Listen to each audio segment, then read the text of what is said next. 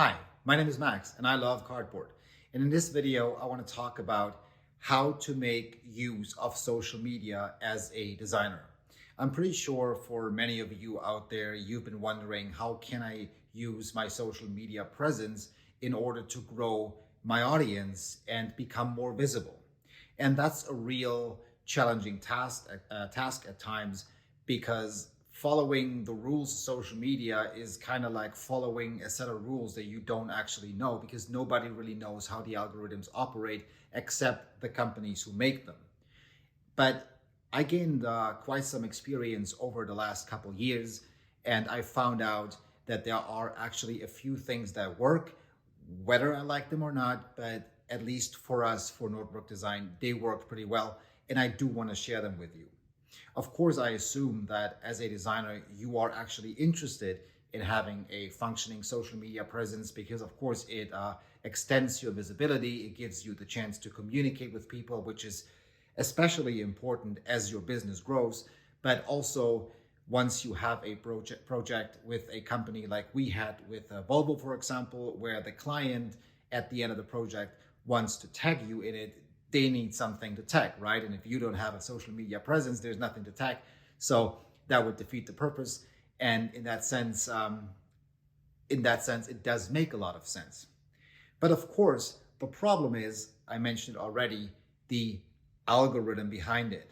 Since we don't know how it works, there's one thing we actually do know, and that is that these algorithms favor things like fear, hatred, misinformation, misogyny, racism, and all kinds of clickbait. Everything that is making people outrageous. But luckily, being a designer, the beautiful thing is that we deal with good stuff. You know, design is inclusive. To me, white cardboard is as beautiful as brown cardboard. All these things are equally important, and therefore we have to focus on the bright side of things in life. But how do we do that? Well, first of all, design is not content. We got to begin with that. And social media is very much based around content, meaning things you post regularly, and you keep the algorithm, you basically let the algorithm know that you are engaged, because the companies, the social media companies, they want you to stay on social media as long as possible. It's their business concept. But in reality, for me as a designer, if I, for example, have a look at that desk that we built for a project in Tokyo, it is a reality that from the first stroke on paper to the final product, in a best case scenario, that takes somewhere between 7 and 10 days. And if I only post something every 10 days, that is just not enough. Also, it is fair to say, usually I don't even have 10 days to focus only on one project. That is just one price to pay for running my own business. It's just impossible. But of course, there is a necessity to post things more often. I found out that posting and recycling older projects does not really work. So one way, and that is kind of the first thing I can say for sure, one way to deal with that situation is to figure out how to turn design into content. Now, of course, there's something in that process that is, or there are several things in that process which are interesting and other things are not. If somebody, for example, just took a picture of me sitting there drinking coffee, thinking about something, and would post it on social media, no one would bat an eye. Or think of a reel. I'm going to the washroom, somebody's filming it, and they would say, this is our chief design officer going to the washroom thinking about design. That's not going to go anywhere.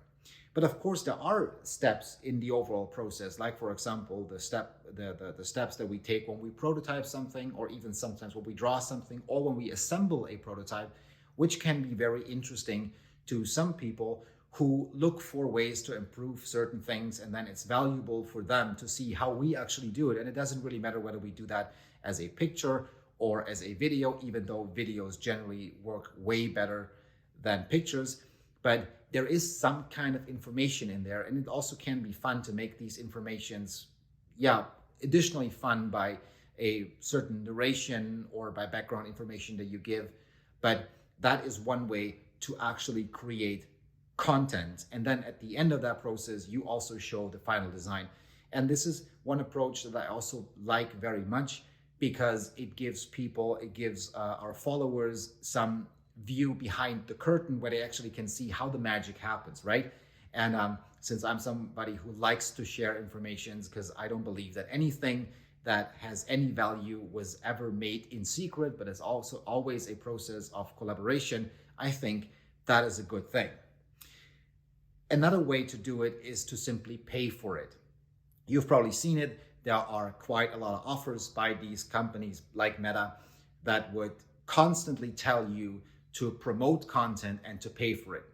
Now, when it comes to growing the follower base of Nordwerk, I looked at our internal statistics. I look at them very closely at times, and I figured out that when we have, for example, some sort of a campaign where we post something and then we promote it and we pay for it, and we tell the app to bring people to our actual social media feed so we could gain more followers, in average, and that is true for me, one new follower costs me around 60 cents. Now you can do the math.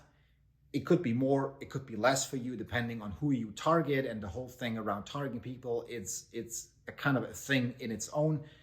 But you don't always want to do that. We do these things only when we want to promote something that is really close to our hearts, like when we, for example, published the plans for the MC302 for free, and we wanted as many people as possible to download these plans and recreate that chair.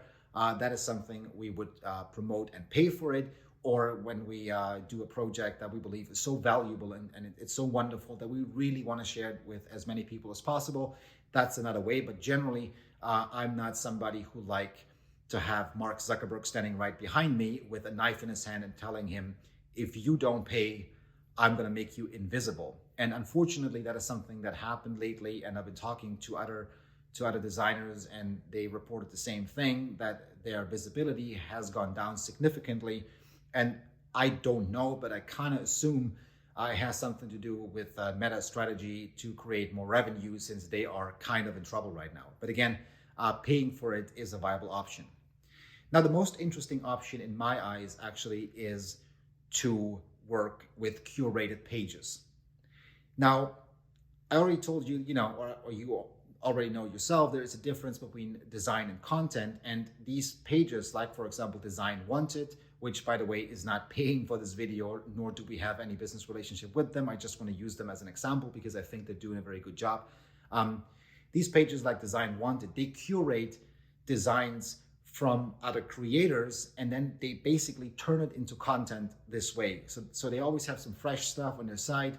They post it regularly, and it's usually very interesting. And also they have over 1 million followers. So you can imagine when they take your stuff and they post it on their page or on their site, and then they tag you, that actually exposes you to a lot of people. And especially with the better functioning sites, with the sites that have a better business ethics, what they do is they also share stuff that some other page posted. Like, let's say you actually disappear on Design Wanted, you can be sure that another big page is going to post your stuff too. Unfortunately, out there are quite a few pages that would either not tag you. They would just use your name, which is kind of useless because nobody's looking up the name separately. If you can't click on the link, it defeats the purpose. And then there are also pages out there which won't credit you at all. They would say something like, oh, credit, we tell you who it is if you ask us. Well, that's of course very bad business ethics, and I personally believe these pages shouldn't exist at all, but it is what it is. But what you want to go to these pages that actually do that. And many of them, and it's always depending on in which niche or in which area you're operating, many of them say something like, if you want to be featured on this page, please use the hashtag Design Wanted, for example.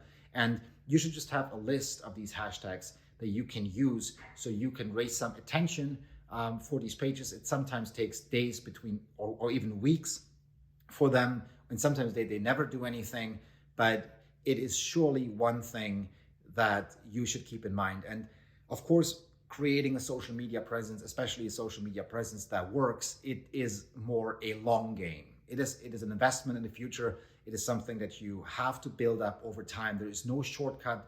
Purchasing followers, purchasing likes, that is all absolutely nonsensical because these people are usually not real, completely apart from what they might tell you, but that just doesn't work. So this is actually the best way to do it. And this is also all we've learned over time using social media. As you can see, it can be kind of frustrating because you are at the end of the day kind of depending on some American company and whatever directives they have. But it is also part of our modern day life, and therefore I just wanted to show these things with you. And as you progress and do your own thing on social media, and hopefully you're going to do that very successfully. I just want to wish you a lot of success with it. The Germans, I'm born in Germany. The Germans never wish luck. We believe luck is only for the unprepared. We wish success. And because I am a bit of a nerdy man, I'm going to use the Klingon word for it. So, Kapla.